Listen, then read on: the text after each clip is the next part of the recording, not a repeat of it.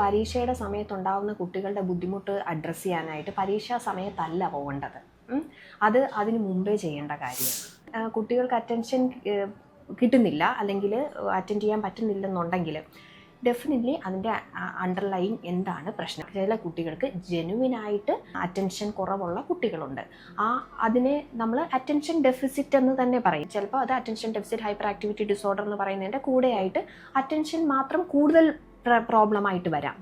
അപ്പോൾ അങ്ങനെയുള്ള പ്രോബ്ലംസ് ഉണ്ടോ എന്നുള്ളത് അവരുടെ അടുത്തുനിന്നും അവരുടെ മാതാപിതാക്കളുടെ അടുത്തുനിന്നും ഒക്കെ സംസാരിച്ചിട്ട് വേണം നമുക്ക് ആ ഒരു ഡിസിഷനിലോട്ട് എത്താൻ. അതുകൂടാതെ വേറെ പല കാര്യങ്ങളും നമ്മുടെ അറ്റൻഷനെ ബാധിക്കുന്നുണ്ട്. അതായത് ഇപ്പം കുട്ടികളിൽ കാണുന്ന ഈ പറയുന്ന ഗെയിംസ് ആയാലും സ്ക്രീൻ ടൈം, ഇതിലൊന്നും ആക്ച്വലി കൂടുതൽ ടൈം കോൺസെൻട്രേറ്റ് ചെയ്യേണ്ട ഒരു അവസ്ഥ വരുന്നില്ല. റീൽസ് പോലെയുള്ളതൊക്കെ ആണെങ്കിലും കൂടുതലും സ്ക്രോൾ ചെയ്ത് പോകുമ്പോൾ അത്രയും ടൈമേ അതിൻ്റെ അകത്ത് സ്പെൻഡ് ചെയ്യുന്നുള്ളൂ. സോ അവർക്ക് ആ ഒരു അറ്റൻഷൻ കൂടുതൽ കൊടുത്ത് ബ്രെയിൻ തന്നെ പ്രാക്ടീസ്ഡ് ആവുന്നില്ല. അപ്പോൾ ആ രീതിയിലുള്ള കുട്ടികളെ ട്രെയിൻ ചെയ്യേണ്ടത് മുന്നേ തന്നെ ചെയ്യേണ്ട കാര്യമാണ്. അത് ഇപ്പം കൊണ്ടുവന്നാൽ നടക്കുന്ന, പരീക്ഷയ്ക്ക് തൊട്ട് മുമ്പേ കൊണ്ടുവന്നാൽ നടക്കുന്ന കാര്യമല്ല. ഇങ്ങനെയുള്ള കാര്യങ്ങൾ, അതായത് ഇപ്പം നമ്മുടെ സ്ക്രീനും ഗെയിമും ഇങ്ങനെയുള്ള കാര്യങ്ങൾ അറ്റൻഷൻ കുറയ്ക്കുന്നു എന്നുള്ളത് ഇപ്പം സ്റ്റഡീസ് ഉണ്ട്.